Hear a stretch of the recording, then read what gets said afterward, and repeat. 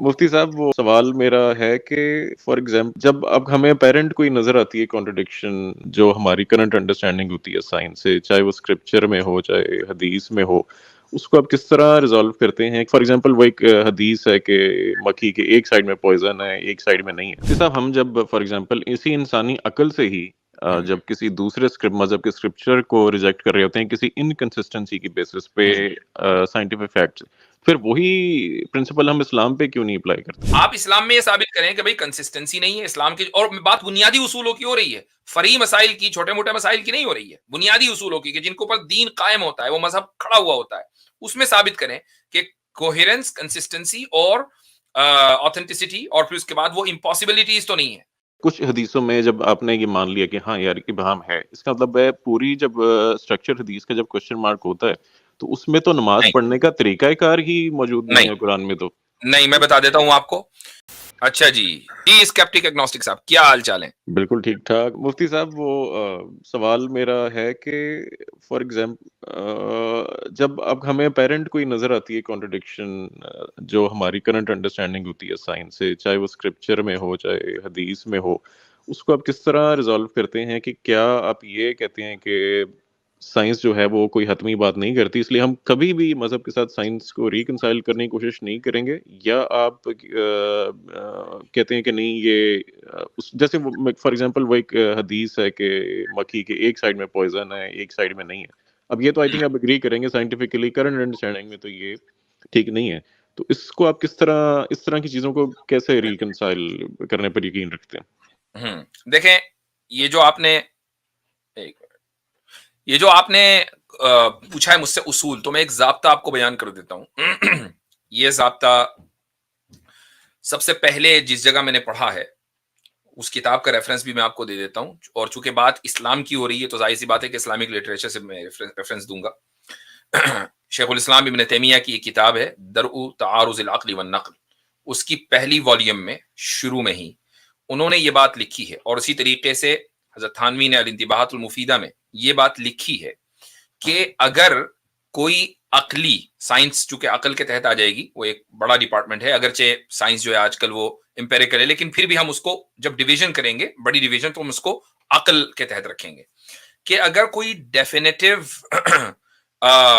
Rational یا scientific کوئی fact ہے تو اس کا کسی ڈیفینیٹو ٹیکسچول ایویڈنس، قرآن یا حدیث متواتر، ان دونوں کے درمیان کبھی بھی کوئی کانٹرڈکشن ہو ہی نہیں سکتا، یہ پاسبل نہیں، اگر ہے تو دکھائیں۔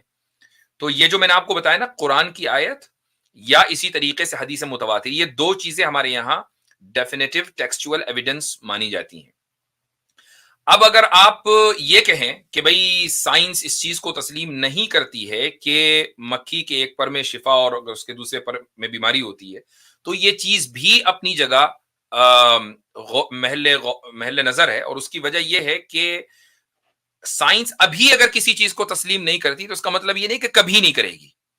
اور اس کے علاوہ بھی جہاں تک مجھے یاد پڑتا ہے، میں نے اس حدیث کے اوپر جب تحقیق کی تو بہت سی سائنٹیفک ریسرچز اس تعلق سے آ چکی ہیں، لیکن آبویسلی سائنٹیفک ورلڈ کو کسی بھی چیز کو تسلیم کرنے میں ٹائم لگتا ہے، کانفرنسز ہوں گی وغیرہ وغیرہ، اور صورتحال یہ ہے کہ یہ دعویٰ سب سے پہلے چونکہ حدیث میں ہو گیا تو ایک طرح کا بائسنس بھی ہے کہ بھائی ہم کیوں اس چیز کو تسلیم کریں، تو یہ ساری چیزیں ہیں، تو میں نہیں سمجھتا کہ یہ کوئی کانٹرڈکشن ایسا ہے کہ اس کو سالو نہیں کیا جا سکتا۔ مفتی بہت سے صاحب اس میں ریسرچ پیپرز میرا ہیں مفتی صاحب، مل جائیں گے گوگل پہ۔ جی ہاں، نہیں یہ اسٹڈیز میں نے پڑھی ہیں وہ ایک اس میں مسئلہ جو ہے سینٹرل مسئلہ ابھی تک جس میں سینٹرل ایشو جو ہے ابھی تک سیمیٹری کا ہے کہ مکھیوں میں سیمیٹریکل کوئی اس طرح اپوزٹ نہیں ہے کہ رائٹ ونگ میں انہوں نے کیا کیا، انہوں نے صرف ایک پر لے لیا اور کہا یہ دیکھیں کہ کچھ جراثیموں کے اور وہ بالکل ہی ویک ترین اسٹڈی ہے جس میں سیمیٹری کا کوئی آنسر ہی نہیں ہے کہ ایک سائڈ پر پوائزن اور دوسری سائڈ پہ، لیکن میرا لارجر پوائنٹ پھر وہی ہے۔ نہیں میرے بھائی، آپ جو یہ کہہ رہے ہیں نا کہ یہ نہیں ہے، تو سوال یہ ہے کہ کیا یہ کبھی نہیں آ پائے گا؟ جی میرا اسی سے لنک سوال تھا کہ آپ سائنٹیفک فیکٹ اسٹیبلش ہونا کس کو کہتے ہیں کہ یہ اسٹیبلش ہو گیا؟ نہیں، فیکٹ تو اب سائنس استعمال، لفظ فیکٹ کا تو استعمال ہوتا ہی نہیں ہے سائنس میں، ہائیسٹ آپ آپ نے تھیوری اصل پہ میں جاتے ہیں۔ کوٹ کیا اشرف تھانوی صاحب کو کہ وہ جی، کہتے ہیں کہ جو ہے وہ کبھی بھی کانٹرڈکشن میں نہیں میں ہو نے اسی لیے سکتا۔ سائنس کا لفظ میں نے کہا کہ سائنس جو ہے وہ عقلی جو ریالم ہے، ڈومین ہے، اس کی ایک برانچ ہے، ہمارے یہاں مفتی ہمارے صاحب اس میں تھوڑی سی مختلف رائے ہیں، اس میں امپیریسزم ورسز ریشنلزم والی وہ نہیں، مسئلہ میں آ اس میں جاتا نہیں ہے۔ جانا چاہ رہا ہوں، آئی نو میں اس میں نہیں جانا چاہ رہا میں نے جب عقل کا لفظ بولا نا تو میں ریشنلزم کی بات نہیں کر رہا ہوں، وہ تو الگ الگ، مجھے معلوم ہے کہ یہ دو اسکولز آف تھاٹ ہیں پورے ایپسٹیمولوجی میں، اس کا ڈسکشن ہے، میں اس کے بارے میں بات ہی نہیں کر رہا ہوں، میں اسلامک پوائنٹ آف ویو سے بات کر رہا ہوں کہ جب آپ کسی سائنٹیفک ڈسکوری کو پیش کرتے ہیں تو وہ بھی انسانی عقل کا ایک نتیجہ ہوتی ہے، ٹھیک ہے، چاہے وہ ہائپوتھسز ہو، اس کے بعد ریسرچ ہو، ایکسپیریمنٹس ہو، انہیں کو اس کو استعمال کیا گیا ہو، لیکن وہ ایک انسانی عقل کا نتیجہ ہے، وحی کا نتیجہ نہیں ہے، یہ میں کہنا چاہ رہا ہوں، یہ وحی ورسز عقل ہے، جی ٹھیک بالکل، ہے۔ لیکن مفتی صاحب ہم جب فار ایگزامپل اسی انسانی عقل سے ہی جب کسی دوسرے مذہب کے اسکرپچر کو ریجیکٹ کر رہے ہوتے ہیں کسی انکنسسٹنسی کی بیسس پہ سائنٹیفک فیکٹس، پھر وہی پرنسپل ہم اسلام پہ کیوں نہیں اپلائی کرتے؟ چونکہ آپ کسی بھی ایک چیز کے ایک پہلو کو دیکھتے ہیں ہولسٹکلی، آپ اس کو نہیں دیکھتے۔ ابھی 2 اسٹریم پہلے ہم نے اس موضوع پر میری اسٹریم میں ہی بات کی تھی، وہ یہ کہ ہم کسی بھی ایسے کلیم کو کہ جس میں کوہیرنس ہو، کنسسٹنسی ہو، آتھینٹسٹی ہو اور وہ امپاسبل نہ ہو، ہم اس کو ایکسپٹ کرنے کے لیے تیار ہیں۔ اب یہ 4 جو پیمانے ہیں یہ ہونے چاہیے۔ اب ہم دوسرے مذہب کو کیوں ریجیکٹ کرتے ہیں؟ چونکہ آتھینٹسٹی نہیں ہے، چونکہ کنسسٹنسی نہیں ہے، کوہیرنس نہیں ہے، کوئی بھی وجہ ہو سکتی ہے۔ آپ اسلام میں یہ ثابت کریں کہ بھئی کنسسٹنسی نہیں ہے اسلام کی، اور بات بنیادی اصولوں کی ہو رہی ہے، فرعی مسائل کی، چھوٹے موٹے مسائل کی نہیں ہو رہی ہے، بنیادی اصولوں کی کہ جن کے اوپر دین قائم ہوتا ہے، وہ مذہب کھڑا ہوا ہوتا ہے، اس میں ثابت کریں کہ کوہیرنس، کنسسٹنسی اور آتھینٹسٹی، اور پھر اس کے بعد وہ امپاسبلٹیز تو نہیں ہے۔ میں اس کی ایک مثال دے دیتا ہوں۔ مثال یہ ہے کہ حضرت عیسائیوں کے ہاں یہ عقیدہ کہ حضرت عیسیٰ علیہ السلام ہی خدا ہے، خدا ان کے روپ میں ہے، عیسیٰ کے روپ میں اس دنیا میں آئے، یا اسی طریقے سے ہندوؤں کے ہاں یہ عقیدہ کہ جی رام جی کی شکل میں، لکشمن اور کرشن جی کی شکل میں اوتار وغیرہ بن کر جو ہے خدا نے اس دنیا کے اندر روپ دھارا۔ تو یہ ساری چیزیں جو ہیں وہ امپاسبلٹیز میں آتی ہیں۔ اس میں دیکھیں مفتی صاحب، کیونکہ کوہیرنس اتنی ایک سبجیکٹو چیز ہے۔ فار ایگزامپل میں اسی حدیث کو لوں تو میں کہوں کہ دیکھیں یہ کنسسٹنٹ یا یہ کوہیرنٹ نہیں ہے کہ ایک آل نوئنگ بینگ جو ہے اپنے نبی کے ذریعے ایک ایسی بات کہے جو سائنٹیفکلی اتنا کرسٹل کلیئر ہو کہ سائنس کی ڈومین اس کو کہیں سے بھی ایکسیپٹ نہیں کریں میں نے unless آپ کو پہلے ہی بولا کہ جو کوہیرنس کا جو ضابطہ ہے وہ آپ فری تعلیمات میں نہیں بلکہ اصول اور عقائد میں شامل کریں گے۔ کچھ چیزیں ایسی ہو سکتی ہیں کہ مثلا فی الحال سائنس اس کو ایکنالج نہیں کر رہا ہے، لیکن وہ ایک خبر واحد ہے، ٹھیک ہے، آپ اس کو نہ تسلیم کریں، سائنس کی بنیاد پر کافر نہیں ہو جائیں گے۔ بالکل ٹھیک ہے۔ لیکن تو مفتی صاحب اس میں پھر سوال لارجر پیدا ہوتا ہے جو کچھ بلکہ کئی سٹرینگز پہلے میں نے کہ حدیث میں ایسی چیزیں آ جانا جس پر کہ یہ تو چلیں ہو سکتا ہے آپ اس کو ایکسیپٹ کریں یا نہ کریں، لیکن بہت ساری چیزیں ایسی ہیں جو آپ بھی ایون اوتھینٹک بکس میں سے بھی کہیں گے کہ نہیں یار یہاں کوئی مسئلہ ہے، یا نریشن کا یا متن کا بھی، چلے نریشن چین میں تو سمجھ آتی ہے، اگر متن بھی کسی پوائنٹ پر آ کر اس ساری چین سے پھر بھی ریجیکٹ ہو جاتا ہے تو پھر مجھے بتائیں کہ اللہ تعالیٰ نے یا خدا نے آل نوئنگ نے اپنا جو آخری پیغمبر کے ذریعے جو میسج جو ہمیشہ کے لیے یوز ہونا ہے اس کے اوتھینٹک ہونے میں ابہام کہ ہمیں یہ کیسا امتحان ہے کہ ہمیں ایک عمل کرنا تو چلیں کریں یا نہ کریں، لیکن یہ صرف جان پانا کہ یہ ہولی پروفٹ نے کہا تھا یا نہیں کہا تھا اس میں بھی ابہام کیسے چھوڑا جا سکتا ہے خدا کی طرف سے؟ ہولی پروفٹ نے یا جس چیز کے اوپر ہمارا دین ٹکا ہوا ہے، جس کے بارے میں ہم سے سوال ہوگا، جو بنیادی عقائد ہیں، اور اسی طریقے سے جو ہماری بنیادی عبادات ہیں، کہ جس کو حدیث جبریل میں جو 2 سوال تھے بہت سارے کوشچنز میں حضرت جبریل نے رسول اکرم صلی اللہ علیہ وسلم سے کیے تھے۔ پہلا سوال تھا کہ ایمان کیا ہے، اور آپ صلی اللہ علیہ وسلم نے اس کا جواب دیا کہ تم اللہ پر، اللہ کے رسول پر، کتابوں پر، جنت جہنم قدر وغیرہ پر ایمان لاؤ۔ اور اس کے بعد حضرت جبریل نے سوال کیا کہ اسلام کیا ہے، تو اس پر رسول اللہ صلی اللہ علیہ وسلم نے فرمایا کہ تم گواہی دو، اور اس کے بعد نماز پڑھو، زکوٰۃ دو، روزہ رکھو، حج۔ یہ وہ بنیادی چیزیں ہیں۔ اس میں مجھے بتائیے کہ کیا کہیں کوئی ابہام رہ گیا کہ اس میں آتھینٹسٹی کا ابہام سوال؟ یہ ہے جی، اس میں ابہام یہ ہے کہ فار ایگزامپل حدیث جب کچھ حدیثوں میں جب آپ نے یہ مان لیا کہ ہاں یار ابہام ہے، اس کا مطلب ہے پوری جب اسٹرکچر حدیث کا جب کوشچن مارک ہوتا ہے تو اس میں تو نماز نہیں پڑھنے کا طریقہ کار ہی موجود نہیں نہیں ہے قرآن میں تو نہیں، میں بتا دیتا ہوں آپ کو جی کہ تواتر جو ہے، آپ نے لفظ سنا ہوگا، جی جی اس بالکل اس کے ہمارے یہاں 4 قسمیں ہیں، ٹھیک ہے۔ ایک ہے تواتر سند، ایک ہے تواتر طبقہ، ایک ہے تواتر عملی، اور ایک ہے تواتر قدر مشترک۔ یہ 4 قسمیں ہیں تواتر کی۔ اس کی ایک مثال بھی دے دیتا ہوں میں آپ کو، ایک مثال۔ جی تواتر مجھے فرسٹ کی سند، سمجھ ہے، سیکنڈ والا طبقہ کا مجھے بتا دیں گے وہ انگلش میں یا اردو تواتر میں کیا؟ طبقہ کا مطلب یہ ہے کہ ایک جنریشن نے دوسری جنریشن سے کوئی چیز سیکھی، صرف دیکھا نہیں اس کو بلکہ سیکھا. مثال کے طور پر قرآن کے جو الفاظ ہیں یہ تواتر طبقہ ہے, ٹھیک ہے, ہر جنریشن نے دوسری جنریشن سے سیکھا. اور تواتر عمل کا مطلب کیا ہے کہ ایک جنریشن نے دوسری جنریشن کو وہ کام کرتے ہوئے دیکھا. تو نماز کی 4 رکعتیں, ظہر کی, عصر کی 4 رکعتیں, مغرب کی 3 رکعتیں, عشاء کی 4 رکعتیں, یہ تواتر عملی کی بنیاد پر ہے. لہٰذا کوئی اگر یہ کہے کہ نہیں مغرب کی 3 نہیں, میں تو 4 پڑھوں گا, 1 رکعت زیادہ پڑھوں گا, میں زیادہ عبادت کرنا چاہتا ہوں, کافر ہو جائے گا. اگر وہ یہ کہے گا کہ نہیں 3 نہیں, 3 غلط ہے اور 4 ہی صحیح ہیں, کافر ہو جائے گا, چونکہ وہ تواتر عملی کے خلاف جا رہا ہے. لیکن تواتر کے حق میں جو کوئی دلیل ہے, وہ کیا قرآن میں کوئی تواتر کے حق میں دلیل ہے؟ اچھا, یہ حدیث تو ہے لا تستوی امتی اللہ, اور ہاں جی قرآن کی آیت ہے کہ اعوذ باللہ من الشیطان الرجیم وَمَن يَبْتَغِ غَيْرَ سَبِيلِ الْمُؤْمِنِينَ, ہاں یہ ہے غیر جی سبیل. کیا آیت ہے کی اس کا پچھلے ٹرانسلیشن جی بتا دیجیے.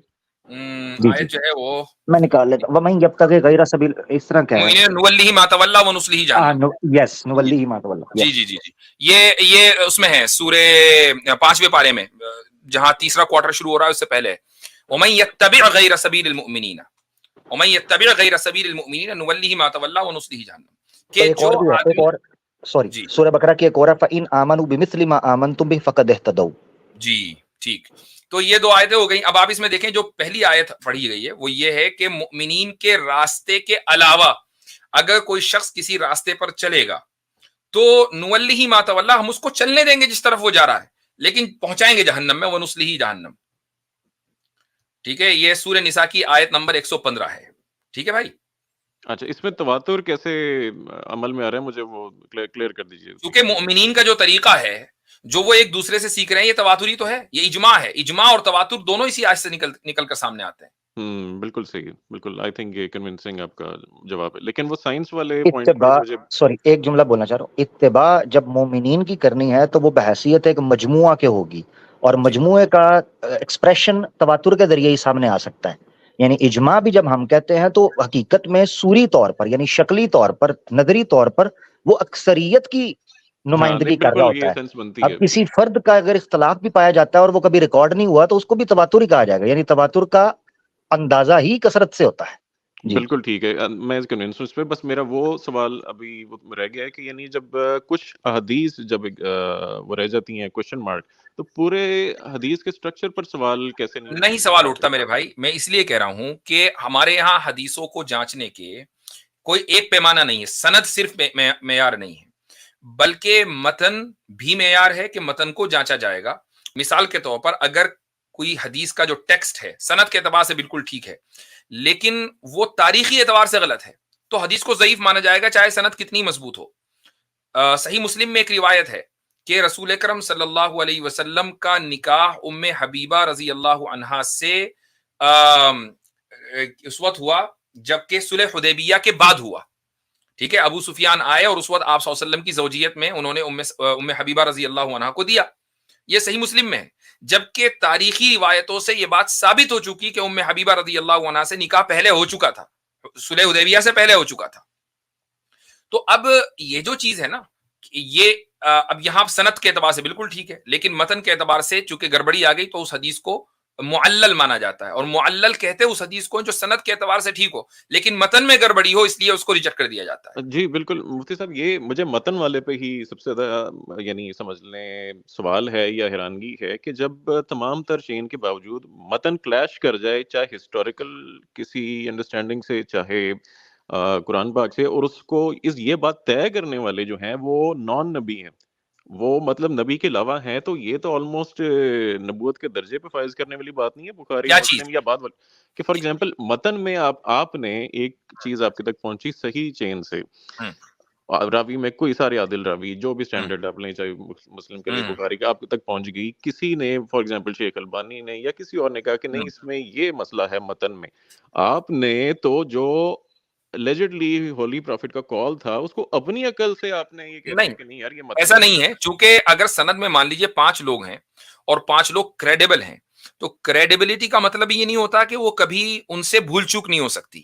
تو یہ جو غلطیاں ہوتی ہیں کہ صحیح سند کے باوجود بھی متن میں گڑبڑی ہوئی ہے، یہ جھوٹ کے نتیجے میں نہیں ہوتا، یہ بھول چوک کے نتیجے میں ہوتا ہے. اور تو آپ نے جن اسناد میں متن کا ایشو نہیں ہے اور چین جن کی ٹھیک ہے، آپ نے تو ان میں بھی ابہام پیدا کر دیا. تو ہم تو خود ہی کہتے ہیں بھیا خبر واحد جو ہے وہ ظنی ہوتی ہے، وہ قطعی نہیں ہوتی.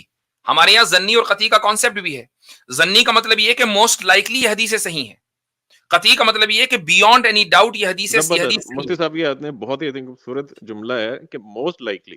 کیا ہمارے پریکٹس جو ہے سب کانٹینٹ کی حد تک لے لیتے ہیں، کیا ہماری پریکٹس جو حدیث ہے وہ اس روشنی میں ہوتی ہے کہ یہ موسٹ لائکلی ٹھیک ہیں، یا وہ آلموسٹ ان کو واجب یا فرض ٹائپ ان کو صورتحال دی جاتی ہے، اور جس کو کہا جاتا ہے کہ جو حدیث ڈینائی کرے وہ آپ میرے بھائی صرف سب کانٹیننٹ اور اسلام کا مسئلہ نہیں ہے، دنیا چلتی ہی ہے موسٹ لائکلی پر، دنیا ہی چلتی ہے موسٹ لائکلی پر. مفتی صاحب بہت بڑی اسٹیٹمنٹ ہے، آپ اس پہ غور کریں. میں اس کی مثال دے دیتا ہوں کہ اگر مان لیجئے عدالت میں آپ نے ایک ملزم کے خلاف کچھ ثبوت پیش کیے، تو یہ ضروری نہیں ہے کہ وہ ثبوت 100% ایکوریٹ ہوں. اس کے باوجود بھی عدالت جو ہے وہ شخص کو مجرم مانتی ہے. مثلا کسی آدمی کا ڈی این اے کوئی چیز وہاں پڑی ہوئی ہے جائے وقوع پر، قتل کی جگہ پر، اور وہ اس کا ڈی این اے کسی سے میچ ہو گیا، یہ کیا ضروری ہے کہ اسی آدمی نے قتل کیا ہو؟ لیکن یہ اس کے خلاف ثبوت بن جاتا ہے. آپ کے ساتھ ہوں اس میں، میں ان لوگوں میں سے نہیں ہوں جو میں کہتے ہیں کہ تمام حدیث بعد میں فیبریکیٹ، لیکن یہ موسٹ لائکلی والی جو بات ہے یہ مجھے اچھا لگا سن کر. اور لیکن اس اسپرٹ میں مجھے وہ فالو ہوتا ہوا نظر نہیں آتا کہ وہ اسی طرح سمجھا جاتا ہے کہ جس نے اس کو حجت مطلب اسی طرح سمجھا، چونکہ دنیا اسی طریقے سے آپریٹ کرتی ہے. میں نے تو آپ کو عدالت کی مثال آپریٹ کرنا مفتی صاحب سمجھ میں آتا ہے. دین میں جہاں ایبسولوٹزم کیونکہ وہاں زیادہ اٹیچ ہو جاتا ہے، وہاں پھر حدیث کو جب اس طرح بھائی حدیثیں بھی تو ہمارے لیے ہیں نا، اس دنیا میں رہنے کے لیے ہیں. تو ہم دنیا میں جس طریقے سے دنیاوی مسائل کو آپریٹ کرتے ہیں اور چلاتے ہیں سمجھتے ہیں، اسی طریقے سے حدیثیں بھی ہیں کہ ہم ظن غالب، اس کو بولتے ہیں ظن غالب، اسٹرانگر اسمپشن کی بنیاد پر یہ فیصلہ کرتے ہیں کہ یہ حدیث چونکہ قرآن سے کانٹرڈکٹ نہیں کر رہی، اس حدیث میں بظاہر یہ ثابت نہیں ہو رہا ہے کہ کسی راوی سے کوئی غلطی ہوئی ہوگی یا کوئی بھول چوک ہوئی ہوگی، تو موسٹ لائکلی یہ حدیث ہے، لہٰذا اس کے اوپر عمل کیا جائے گا. یہاں تک کہ اس سے اسٹرانگر کوئی دلیل آ جائے جو اس کو نیگیٹ کر دے تو بات الگ ہے. بالکل ٹھیک ہے. آئی تھنک میں جو جملہ آپ نے کہہ دیا اس کے بعد میری مزید بحث. اچھا میں اس پہ اگر حضرت اجازت دیں تو ایک دو بات کہنا چاہتا ہوں. دیکھیں دو الگ مسئلے ہیں. ایک ہے حجیت حدیث، وہ تو نص قطعی سے یعنی نص قطعی سے آپ کے سامنے آتی ہے. حجیت حدیث یا حجیت سنت جو بھی آپ بولنا چاہیں، یعنی نبی پاک صلی اللہ علیہ وسلم کی تبیین تفسیر جو کہ قرآن سے، وہ تو نص قطعی سے پتہ چلتا ہے کہ اللہ تعالیٰ فرماتے ہیں کہ ہم نے آپ پر کتاب نازل کی لتبین للناس ما نزل الیہم، تاکہ آپ بیان کر دیں کہ جو ان کے اوپر نازل ہوئے. یعنی رسول پاک صلی اللہ علیہ وسلم کا قرآن کا تبیین کرنا یہ خارج از قرآن سمجھ آتا ہے آپ کو. تو نص قطعی سے حجیت حدیث یا حجیت سنت کا تو پتہ چل گیا. اب اس کی جو اختلافات ہیں یہ حجیت کو ساکت نہیں کرتے، یہ تحقیق کا تقاضا کرتے ہیں. اب خود قرآن نے آپ کو کہہ دیا کہ آپ کے پاس کوئی خبر پہنچتی ہے اور آپ کو ذرائع پر شک گزرتا ہے تو آپ تحقیق کریں اور تحقیق کے بعد آپ حق تک پہنچیں. یہ اتنی سمپل بات ہے. اب یہ کہنا کہ فلاں حدیث پہ یہ حکم لگا ہے یا فلاں حدیث پہ لگا ہے تو پورے کے اوپر کوشچن مارک لگ گیا ہے. تو اسکیپٹک گنوسٹک بھائی مجھے یہ بتائیں، نہ اس سے کوئی دنیا کا شعبہ بچے گا، نہ عدالت بچے گی، نہ فیملیز بچیں گی، کوئی بھی نہیں بچے گا. بالکل کچھ نہیں بچے گا. کیونکہ آپ اپنی بیوی کا کال پر یقین کرتے ہیں کہ وہ آپ کے ساتھ بے وفائی نہیں کر رہی. آپ کے بچے آپ کے کال پر یقین کرتے ہیں کہ وہ آپ ہی کے ہیں. ٹھیک ہے نا؟ تو اسی طریقے سے میں یہ آپ کو بتا رہا ہوں. بالکل آپ نے 100% ٹھیک بات کی. ورنہ ایک شک ہوگا تو اسکیپٹک اگنوسٹک بھائی سارے ہی اگنوسٹک ہو جائیں گے. یہ بھی اچھا میں اس کا جواب دے لوں. نہیں میں دیکھیں میں سمجھ گیا آپ کے ذہن میں جو اشکال ہے نا وہ یہ ہے کہ چلو یہ تو دنیا کر رہی ہے نا، حدیث کے ساتھ ایسا کیوں ہوا؟ حدیث تو ہر ایک ڈیفینیٹ ہونی چاہیے تھی نا. یہ آپ نے مجھ سے شاید اس سے پہلے بھی ایک مرتبہ سوال کیا تھا. بالکل کئی اسٹریمز پہ. اور آپ کے ذہن میں یہی سوال ہوگا کہ بھئی نبی کی پھر وہ حیثیت ہونی چاہیے. دیکھیں اس کی وجہ جو میں نے اس سے پہلے بھی بتائی تھی، اگرچہ آپ کسی اسٹریم میں گئے تھے حارث سلطان کی، شاید آپ کو وہاں میرے سے جواب پر اعتراض ہوا تھا. وہ یہ تھا کہ خدائی حکمت کا تقاضا یہ تھا کہ جو اصول ہیں اور جو فروع ہیں ان کے درمیان فرق ہو. حدیث متواتر سے اور قرآن کی آیتوں سے اصول نکلتے ہیں، اور فروع میں عمل کرنے نہ کرنے، کس طرح کرنا ہے کس طرح نہیں کرنا ہے، اس کی گنجائش نکلتی ہے.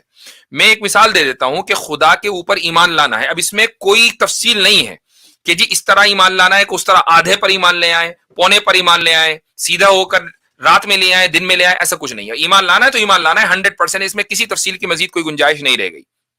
تقدیر کو ماننا ہے تو ماننا ہے, ٹھیک ہے, نماز پڑھنی ہے تو نماز پڑھنی ہے, اب اس میں گنجائش نہیں ہے کہ کہے کہ 3 پڑھنی ہے کہ 5 پڑھنی ہے.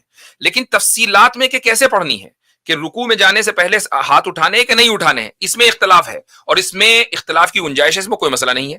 یہ نہیں ہے کہ جو ہاتھ اٹھا کے پڑھ رہا ہے اس کی نماز نہیں ہو رہی ہے, جو نہیں پڑھ رہا ہے اس کی نماز ہو رہی ہے, ایسا کچھ نہیں ہے.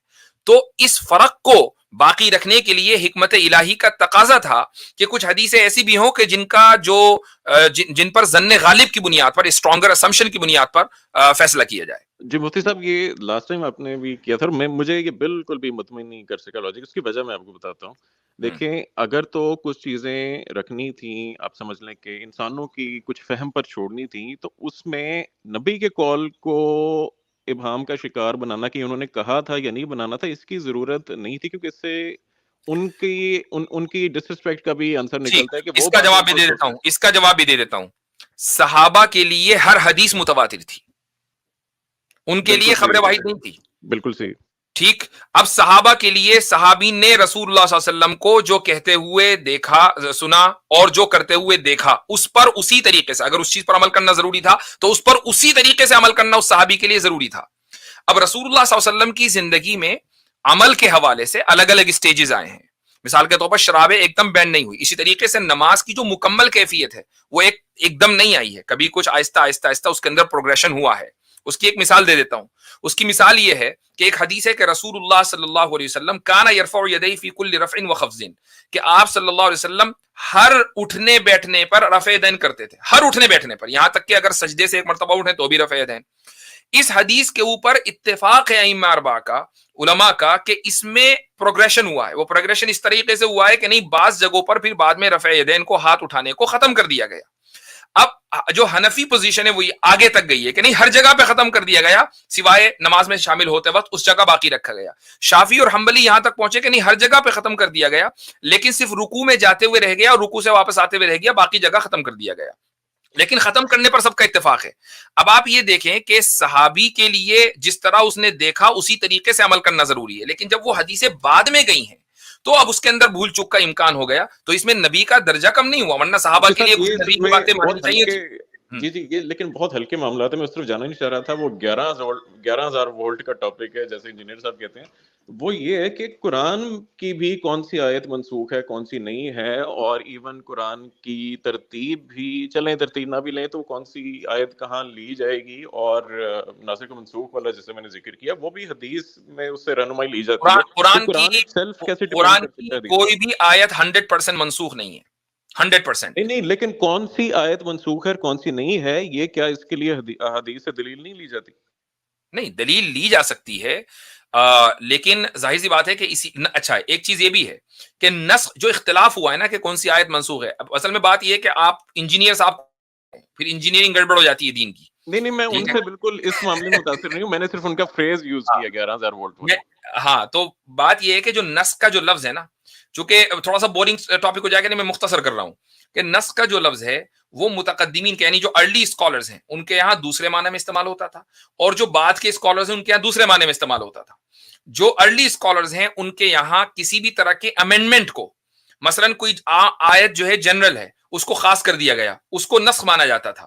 لیکن متاخرین کے یعنی جو بعد والے اسکالرز ہیں, کینسلیشن اور ایبروگیشن کو انہوں نے نسخ مانا. آج جب نسخ کا لفظ بولیں گے تو ہم بعد کی جو آج کی اصطلاح ہے اور اس کے مطابق بولیں گے, جو متقدمین کی اصطلاح ہے اس کے مطابق نہیں بولیں گے. لیکن اس ٹرمینالوجی کی وجہ سے مسلمانوں میں, علماء میں اختلاف ہو گیا کہ کتنی آیتیں منسوخ ہیں, یہ وجہ رہی. دیکھیں اس میں مفتی صاحب وہ مسئلہ بہت گہرا یہ ہے کہ دیکھیں, ایک تو یہ جو مختلف تعریفیں یا مختلف ابھی تک جو اگریمنٹ نہیں ہے اس کے بھی پیچھے حدیثیں ہی نکلتی ہیں کہ اس وجہ سے یہ والا لاجک لیا گیا, اس وجہ سے یہ.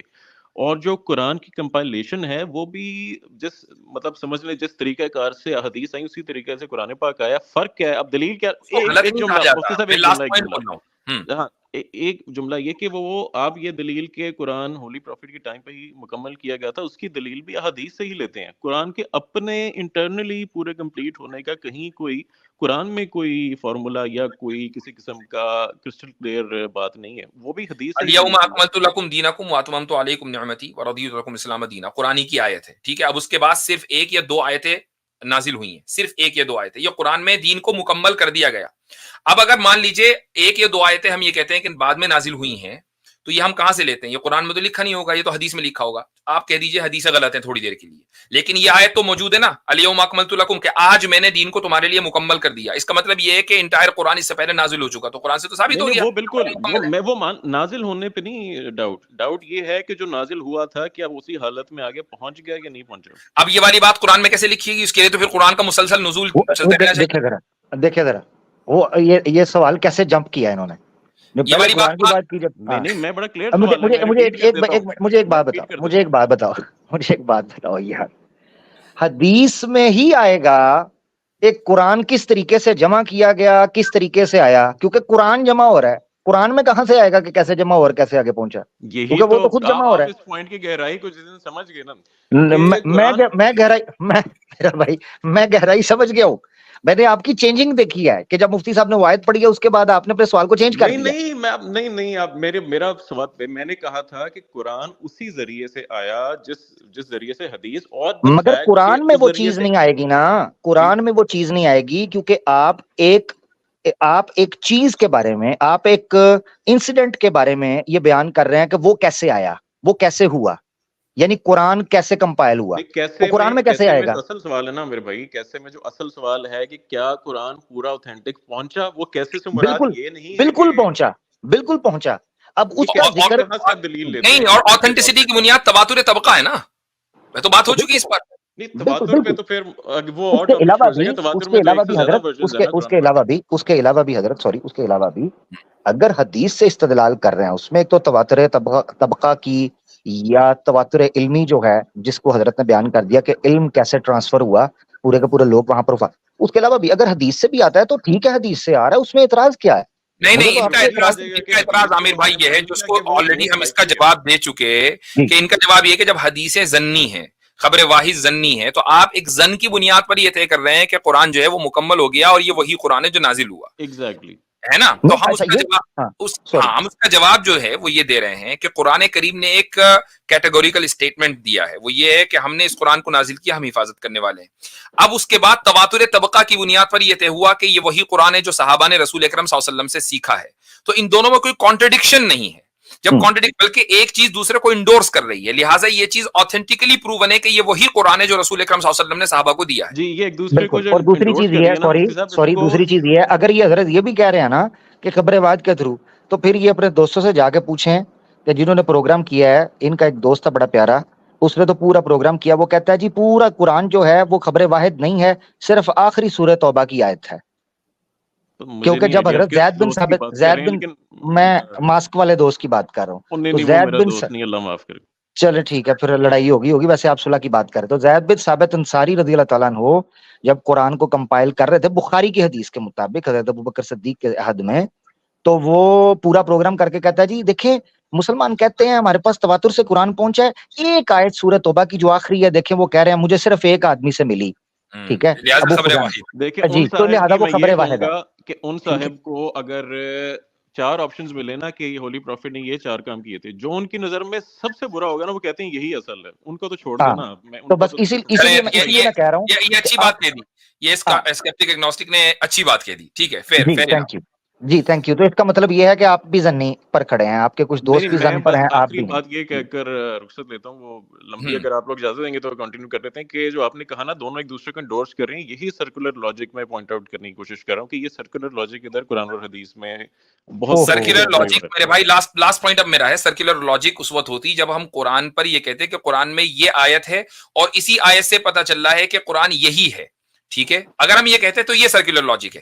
ایک آیت سے پتہ چل رہا ہے کہ قرآن محفوظ رہے گا، اور دوسرے طریقے سے جس کو ہم تواتر طبقہ کہتے ہیں یہ پتہ چل رہا ہے کہ یہ وہی قرآن ہے جو رسول اکرم صلی اللہ علیہ وسلم نے صحابہ کو دیا. دونوں الگ الگ ہیں، لہٰذا کوئی سرکولر ریزننگ نہیں ہے. اور دوسری بات یہ ہے کہ حضرت ان سے ختم کرتے ہیں کیونکہ ان کو تو مجھے بتا دیں, مجھے کوئی اور سورس بتائیں ایکسٹرنل قرآن کی کمپائلیشن کا, ڈیٹیلز چاہیے.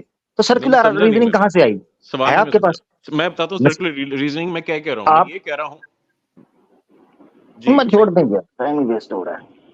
میرے خیال سے آج کے لیے اتنا ہی رکھے, ورنہ چلتا ہی رہے گا.